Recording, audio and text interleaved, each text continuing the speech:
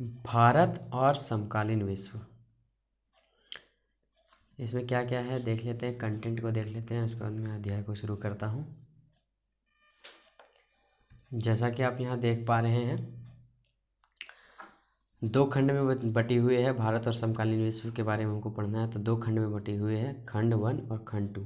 तो सबसे पहले हम खंड 1 को ख़त्म करेंगे, उसके बाद खंड 2 में जाएंगे। खंड 1 में हमको पढ़ना है फ्रांसीसी क्रांति के बारे में, यूरोप में साम्राज्यवाद एवं रूसी क्रांति, और नासीवाद और हिटलर का उदय। तो सबसे पहले हम फ्रांसीसी क्रांति के बारे में पढ़ेंगे। एक एक करके हम धीरे धीरे सब चीज़ को जानते हुए चलेंगे, तो ये बेटर होगा।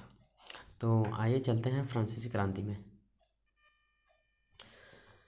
फ्रांसीसी क्रांति केवल कक्षा 9 के लिए ही इम्पोर्टेंट नहीं है, बल्कि आने वाले और भी कई एग्ज़ाम हैं, या फिर होने वाले कई और भी एग्ज़ाम हैं, उसके लिए भी इम्पोर्टेंट है। अगर आप कक्षा 10वीं में जाते हैं, कक्षा 11वीं में जाते हैं, 12वीं में जाते हैं, या फिर आगे कोई कॉम्पिटिटिव एग्ज़ाम की तैयारी करते हैं, तो उसमें मेन रोल इम्पोर्टेंट करता है NCERT की किताबें, और ख़ास करके 8, 9 और 10 की।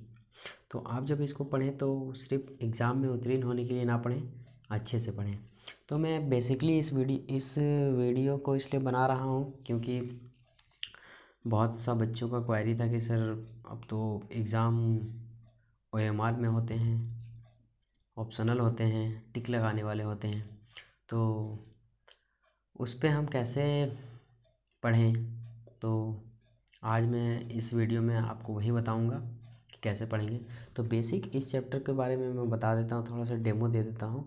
इसमें हमको लुई 14वें के बारे में पढ़ना है और लुई 16वें के बारे में। 15वां भी है लेकिन उतना इम्पोर्टेंट नहीं है। तो यहाँ से अगर आप बुक को स्टार्ट करेंगे पढ़ना, तो आपको पूरा हर चीज़ समझ में आ जाएगा। 14 जुलाई 1789 की सुबह पेरिस में आतंक का माहौल था, और इस तरह करके अगर आप पूरा पढ़ेंगे तो फिर आपको बहुत ज़्यादा समझ में आएगा।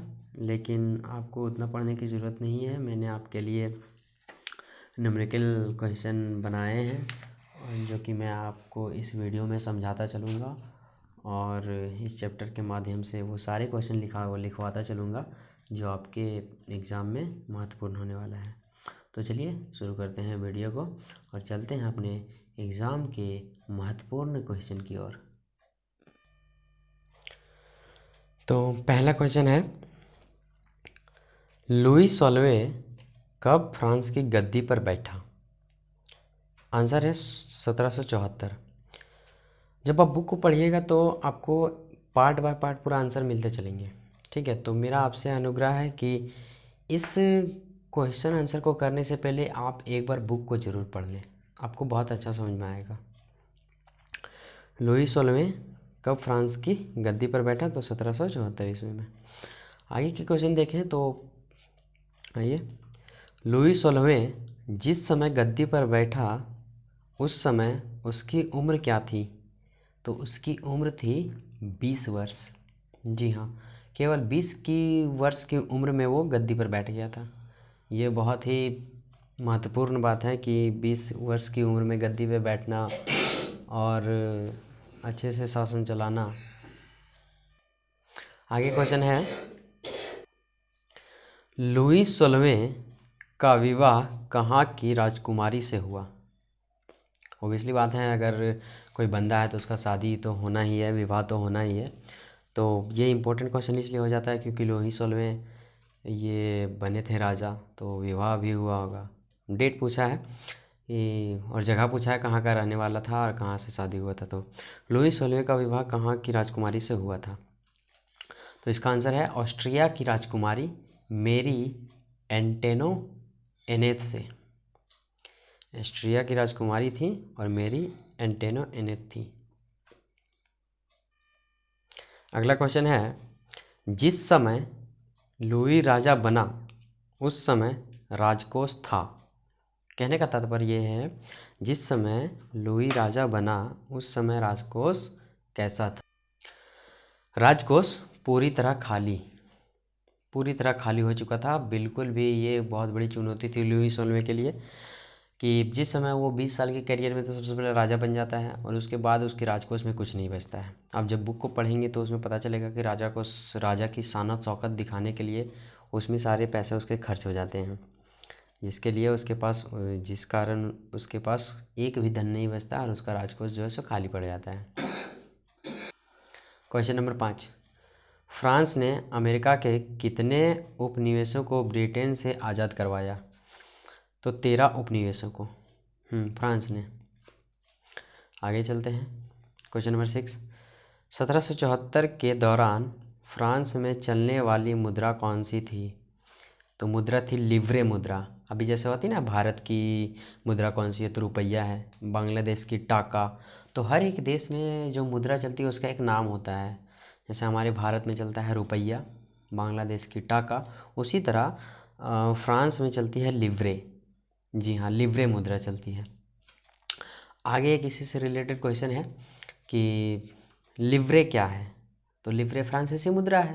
क्वेश्चन को अगर पलटे तो आपको कन्फ्यूजन नहीं होना है, उसको अच्छे से हैंडल करना है।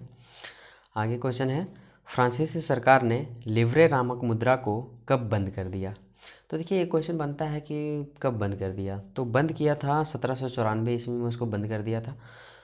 वो इसलिए कर दिया था कि बहुत से विवाद हो रहे थे इस मुद्रा के ऊपर, जो कि फ्रांसीसी सरकार के लिए अच्छी नहीं थी। इसीलिए फ्रांसीसी सरकार ने इन्हें 1794 ईस्वी में बंद कर दिया। आगे क्वेश्चन है, फ्रांसीसी क्रांति कब हुई? ये बहुत मोस्ट इम्पोर्टेंट क्वेश्चन है, कम्पिटिटिव एग्ज़ाम के लिए तो है ही, साथ में 9 कक्षा के लिए तो होना ही है। आप 9 कक्षा के स्टूडेंट हो तो आप समझ सकते हो। फ्रांसीसी क्रांति कब हुई? 14 जुलाई 1789 ईस्वी में। ये मोस्ट इम्पोर्टेंट है, जहन में बिठा लीजिए, 14 जुलाई 1789 को। आगे चलते हैं, फ्रांसीसी क्रांति कहाँ शुरू हुई? तो फ्रांसीसी क्रांति कहाँ शुरू हुई? फ्रांस में, फ्रांस के अंदर, पेरिस किया है। फ्रांस की राजधानी पेरिस में। आप एक बात यहाँ नोट कीजिए, फ्रांस की जो राजधानी वो पेरिस है। फ्रांस की राजधानी पेरिस, फ्रांस की राजधानी पेरिस। आगे की क्वेश्चन है, फ्रांसीसी राज्य को अदा किया जाने वाला कर क्या कहलाता है या फिर क्या कहलाता था? तो फ्रांसीसी राज्य को जो कर अदा किया जाता था उस कर का नाम था टाइल। जी हाँ, कर का ही नाम था टाइल। ऐसा नहीं समझिएगा कि ये कुछ दूसरा चीज़ का बात कर रहा, नहीं। फ्रांसीसी राज्य के द्वारा जो कर वसूल किया जाता था उस कर का एक नाम दिया गया था जिसका नाम था टाइल। आगे चलते हैं, चर्च द्वारा वसूल किया जाने वाला कर क्या कहलाता था? तो चर्च द्वारा वसूल किया जाने वाला कर कहलाता था टाइड। डा है लास्ट में, ध्यान दीजिए, ये ला और ये डा। तो अगर राज्य के द्वारा वसूल किया जाने वाला कर्ज कर पूछे तो हो जाएगा टाइल, और अगर चर्च के द्वारा वसूल किया जाने वाला कर पूछे तो हो जाएगा टाइड। तो ये आप इसमें कन्फ्यूजन नहीं होना है, आप इसको ध्यान में रखेंगे। आगे की क्वेश्चन है, क्वेश्चन नंबर 13, आधुनिक विश्व के निर्माण करने वाले महत्वपूर्ण घटनाएं कौन सी हैं? तो इसका आंसर है फ्रांस की क्रांति पहला, दूसरा है रूस की क्रांति, तीसरा है नाजीवाद का उदय एवं अंत। ये तीनों घटनाएं हैं जो आधुनिक विश्व के निर्माण में महत्वपूर्ण योगदान निभाती हैं। ये आपको याद रखना है। तो ऑप्शन में आपको कोई एक मिल सकता है तो आप उस पर टिक करेंगे, या फिर तीनों मिल सकता है और चौथा नंबर में भी रहेगा इनमें से सभी, तो आप इनमें से सभी में टिक करेंगे। आशा करते हैं यहाँ तक आपको समझ में आया है। तो चलिए चलते हैं आगे की ओर। आगे है क्वेश्चन आपका,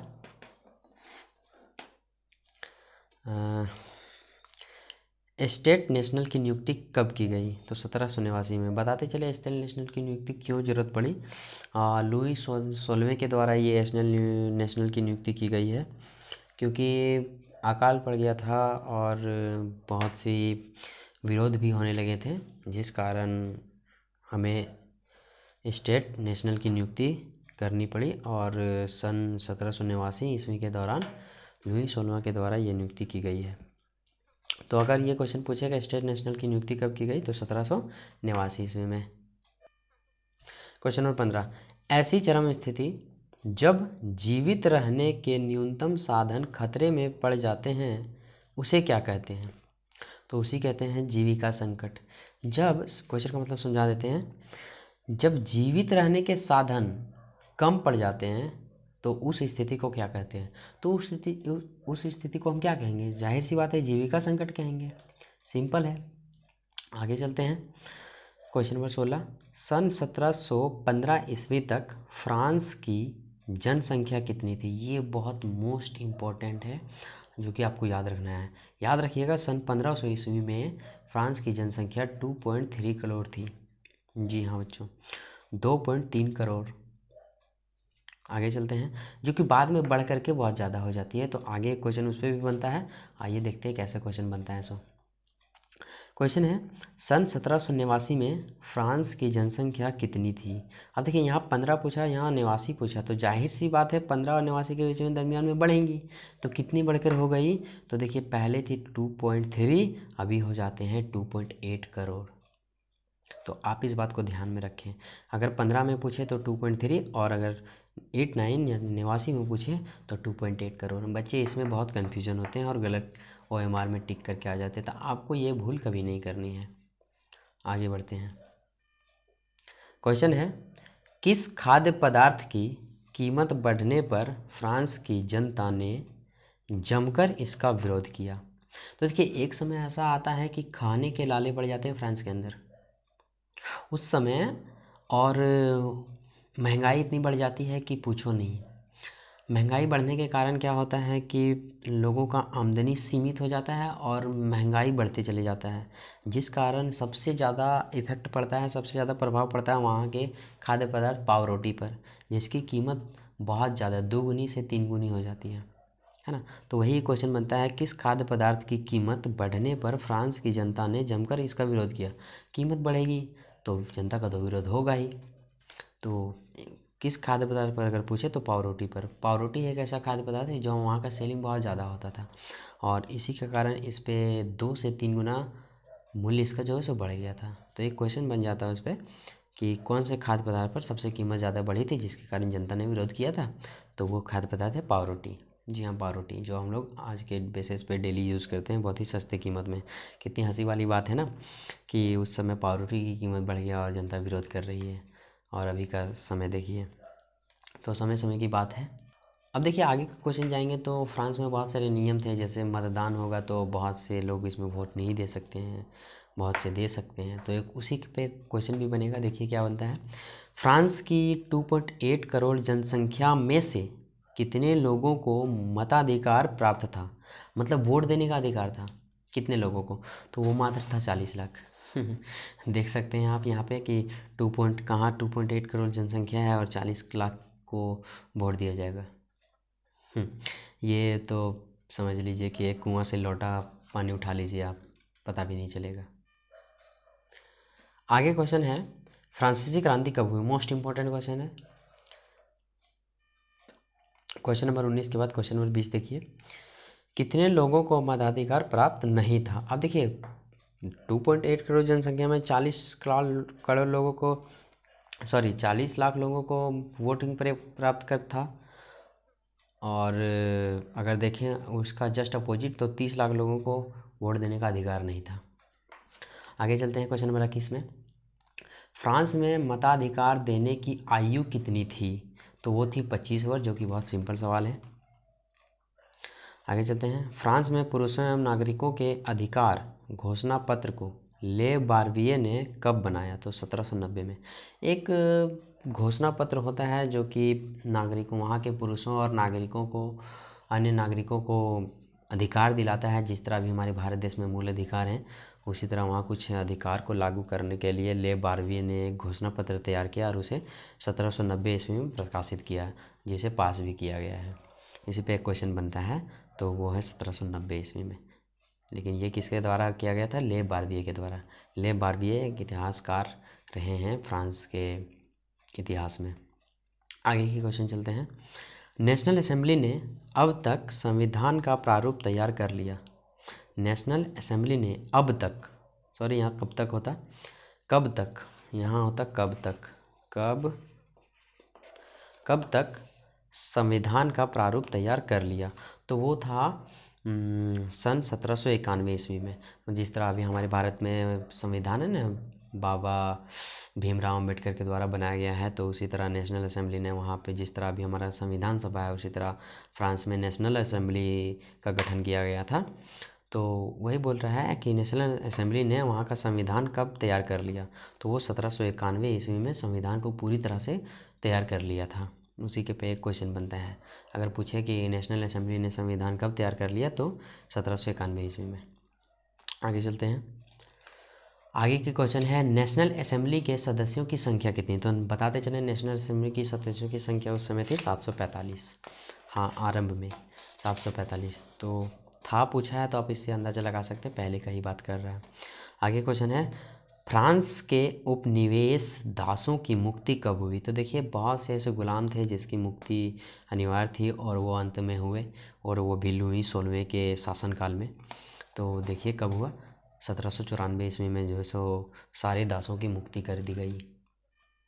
क्वेश्चन नंबर 26, स्वतंत्र होने के बाद दास कैसी टोपी पहनते थे। अब देखिए, गुलाम जब मुक्त हो गए या फिर जो दास थे वो आज़ाद हो गए हैं, तो वो कैसी टोपी पहनते थे, इस पर भी क्वेश्चन बनता है। अजीब बात है कि अगर टोपी भी पहनता है तो क्वेश्चन बन जाता है। ये इसलिए बन रहा है क्योंकि वो दास थे और टोपी पहनने लगे थे। तो उसका टोपी जो होता था, नीला फ्राइजियम का टोपी होता था, कलर होता था नीला फ्राइजियम टोपी। हाँ, जिस तरह अभी हमारे इंडिया में चलते हैं ना, सामने फेस के सामने ऐसे निकला हुआ रहता है, ऐसे निकला हुआ रहता है, उसी तरह वहाँ गोल टाइप का कुछ चलता था टाइप ही, जिसका और नीला कलर का, तो उसका ये है नीला फ्राइजियम टोपी पहनते थे। क्वेश्चन नंबर 27 में आते हैं, फ्रांस का राष्ट्रीय रंग क्या है। तो नीला सफ़ेद लाल, ये है फ्रांस का राष्ट्रीय रंग। जी हाँ, नीला सफ़ेद लाल, वो अभी भी है, जो कि ये प्रमुख रंग हैं फ्रांस के, नीला सफ़ेद लाल। तो आप इसको याद रखें, एग्ज़ाम की दृष्टि से बहुत ही महत्वपूर्ण है, 9 और कॉम्पिटिटिव के लिए भी। अब आता है नेपोलियन बोनापार्ट। आप लोग तो थोड़ा मोड़ा इसका नाम सुने ही होंगे, फ्रांस के बहुत बड़े शासक हैं।